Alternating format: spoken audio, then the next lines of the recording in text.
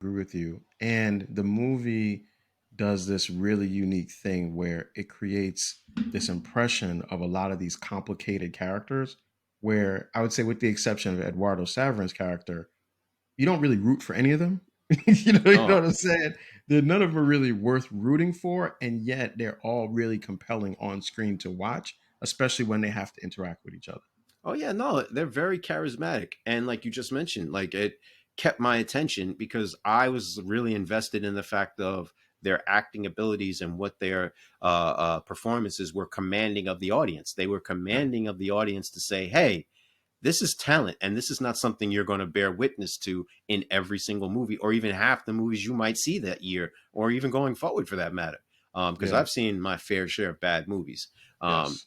and I'm Yes. like, wow, they've really put something together here, especially during that period when you had the backdrop of you know all of these tech billionaires coming out. There was the countless movies about what's his name.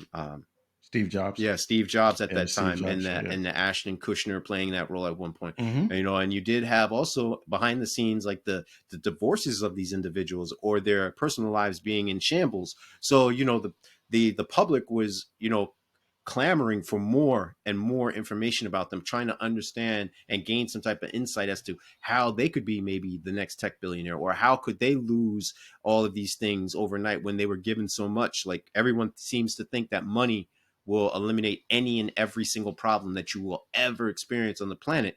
But, come to find out that they're just human beings with money, and money Yeah. only accentuates whether you're a bad person or a good person. It doesn't necessarily make you a bad person. You already are a bad person. You're just a bad person with money. You already are a good person. You're just a good person with money.